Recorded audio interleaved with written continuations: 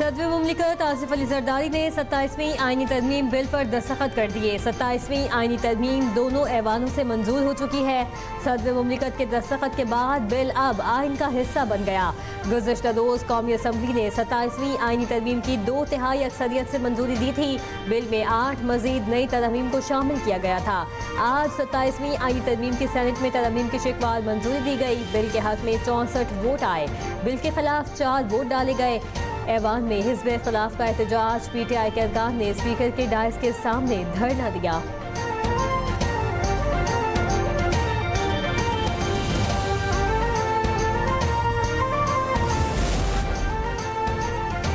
27वीं तरमीम में नई तरमीम मंजूर करने पर ऐवान का शुक्रगुजार हूँ। नायब वज़ीर आज़म इसहाक़ डार का ऐवान में इज़हार ख्याल कहा, आर्टिकल 6 में जो तब्दीली हुई वो बहुत ज़रूरी थी। सैफुल्लाह अब्रू का वोट क्यों कास्ट नहीं होगा और वो कैसे घर जाएंगे? अगर ज़मीर के मुताबिक कोई मेंबर अपना वोट देता है तो वो कानूनी तौर पर गिना जाता है। रुकन सैनेट ने कवानीन के तहत वोट दिया और वो आज तक इस हाउस का हिस्सा है।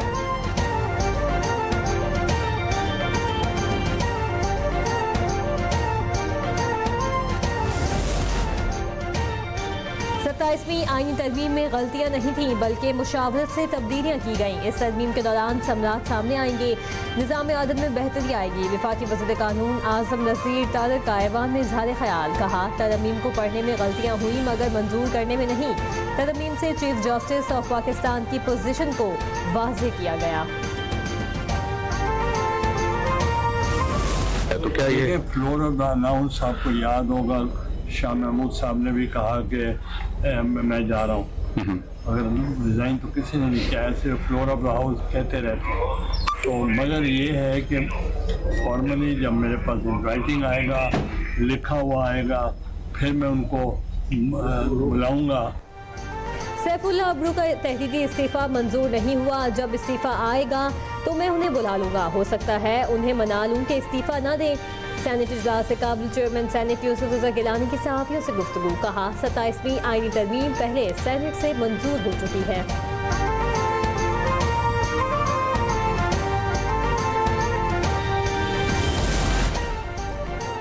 वज़ीर आज़म शहबाज शरीफ की ज़ेर सदारत वफाकी काबीना का इजलास। वज़ीर आज़म ने तमाम वज़रा का 27वीं आईनी तरमीम की मंजूरी पर शुक्रिया अदा किया। वज़रा ने भी वज़ीर आज़म को 27वीं आईनी तरमीम की मंजूरी पर मुबारकबाद दी। वज़रा ने खड़े होकर वज़ीर आज़म का इस्तकबाल किया।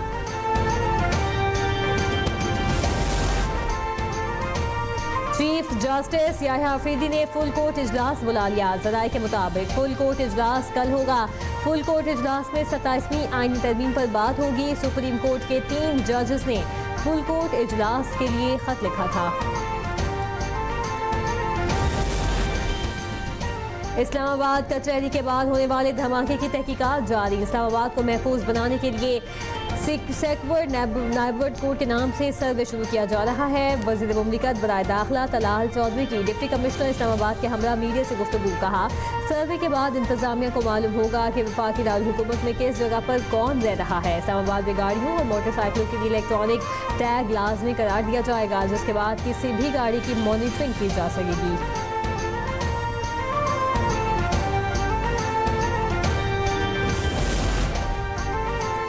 कैडेट कॉलेज वाना पर हमले से मुतालिक होशरुबा इंकशाफात। सिक्योरिटी ज़राए के मुताबिक हमला करने वाले तमाम दहशतगर्द अफगान शहरी थे। हमले की मनसूबाबंदी अफगानिस्तान से हुई। वज़ारत इत्तलात व नशरियात के मुताबिक हमले की मनसूबाबंदी खारजी जाहिद ने की। हतमी हुक्म खारजी नूर वली महसूद ने दिया। दहशतगर्द पूरी अफगानिस्तान से मिलने वाली हिदायत पर अमल पैरा थे। खारजी नूर वली महसूद के हुक्म पर हमले की जिम्मेदारी जैश-उल-हिंद के नाम से कबूल की। हमले में तमाम साजो सामान अफगानिस्तान से फराहम किया गया। अमरीकी साख्ता हथियार भी शामिल। कैडेट कॉलेज वाना पर हमला भारतीय खुफिया एजेंसी लॉ को मतलूब था। हमले का मकसद पाकिस्तान में सिक्योरिटी खदशात बढ़ाना था।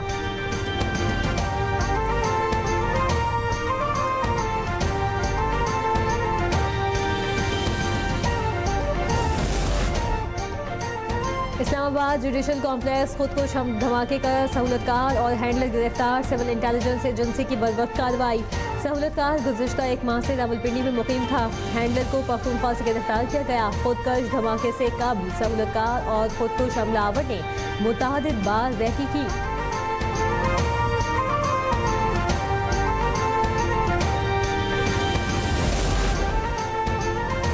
वफाकी वुज़रा का वाना कैडेट कॉलेज पर हमला करने वाले दहशतगर्दों के खिलाफ कामयाब ऑपरेशन पर पाक फौज को खिराज तहसीन।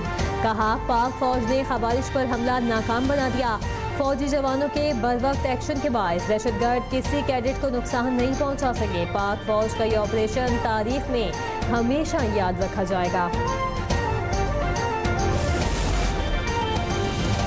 श्रीलंका क्रिकेट टीम का दौरा पाकिस्तान जारी रखने का फैसला। बोर्ड के खिलाड़ियों और मैनेजमेंट को दौरा पाकिस्तान जारी रखने की हिदायत। श्रीलंकन क्रिकेट बोर्ड ने बताया, अगर कोई खिलाड़ी दौरा जारी नहीं रखना चाहता तो उसके मुतबादिल का इंतजाम किया जाएगा। श्रीलंकन क्रिकेट बोर्ड के खिलाड़ियों को सिक्योरिटी इंतजाम की यकीन दहानी।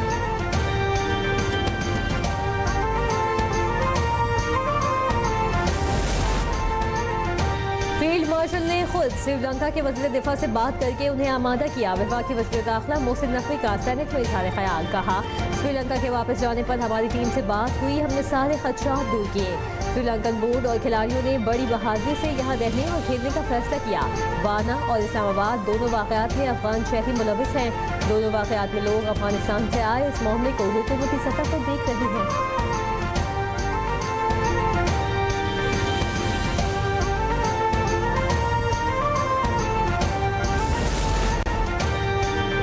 पाकिस्तान और श्रीलंका के दरमियान मैचेस का शेड्यूल तब्दील हो गया। Chairman Pakistan cricket board Mohsin Naqvi का कहना है, पाकिस्तान और श्रीलंका के दरमियान बकिया दोनों एक रोज़ा मैचेस 14 और 16 नवंबर को खेले जाएंगे।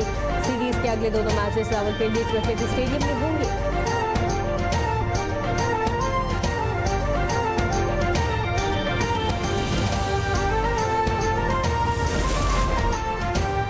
पाकिस्तान में सह मुल्की T20 सीरीज जिम्बाब्वे की टीम इस्लामाबाद पहुंच गई। पीसीबी और दीगर हुकाम ने इस्तकबाल किया। जिम्बाब्वे की टीम सह मुल्की सीरीज में अपना पहला मैच पाकिस्तान के खिलाफ खेलेगी।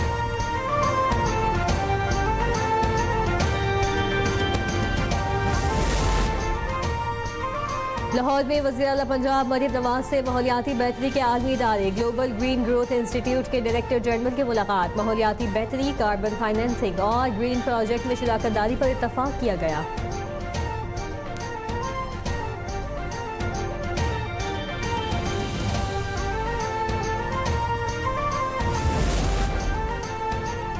वज़ीर आला सिंध मुराद अली शाह की ज़ेर सदारत महकमा तालीम के तरक्याती मनसूबों का जायजा इजलास। तरक्याती और गैर मुल्की इमदादी मनसूबों की पेशरफ्त का तफसीली जायजा।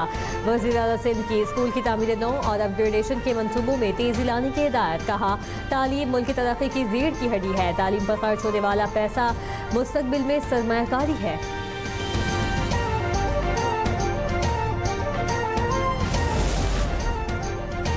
कराची के इलाके क्लिफ्टन सीव्यू रोड से चोरी होने वाला सेफ सिटी सीसीटीवी कैमरों का D box sea view urban forest के करीब से बरामद कर लिया गया। पुलिस के मुताबिक डीबी बॉक्स की चोरी के बाद इलाके में तलाशी का अमल शुरू हो चुका है। पुलिस हुकाम ने बताया कि चोरी होने वाला वाना डीबी बॉक्स और इसके साथ नस्ब कैमरे गैर फाल थे। अतराफ के इलाकों को सीसीटीवी फुटेज की मदद से मुलजिमान की तलाश जारी।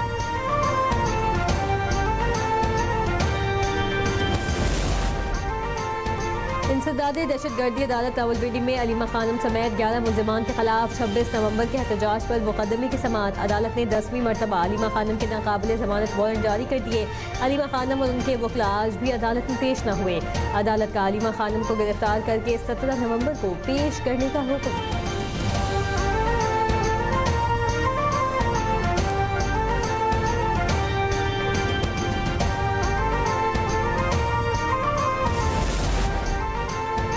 इंटरनेट सारिफीन बराह रास्त लाइसेंस याफ्ता VPN फराहम कुनंदगान से हासिल कर सकते हैं। VPN रजिस्ट्रेशन के लिए PTA से राबता करने की जरूरत नहीं। PTA ने सारिफीन को नई हिदायत जारी कर दी।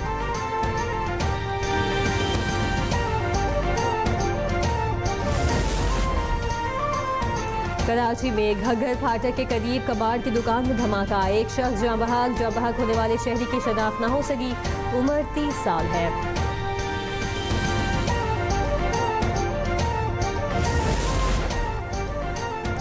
कराची में MA जिन्ना रोड पर लाइट हाउस के करीब दुकान और पथारों में आग भड़क उठी। आग ने मुतादिद पथारों को अपनी लपेट में लिया। फायर ब्रिगेड अमले में कई घंटों के बाद आग पर काबू पाया। कई पथारे और लाखों रुपए का सामान जलकर खाकस्तर हो गया।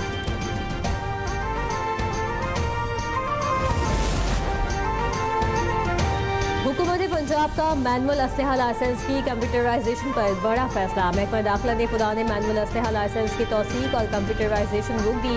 महकमा दाखिला ने मैनुअल असलहा लाइसेंस से मुतालिक नया हुक्मनामा जारी कर दिया। महकमा दाखिला ने तमाम पिछले अहकाम फौरी तौर पर कालादम करार दे दिए।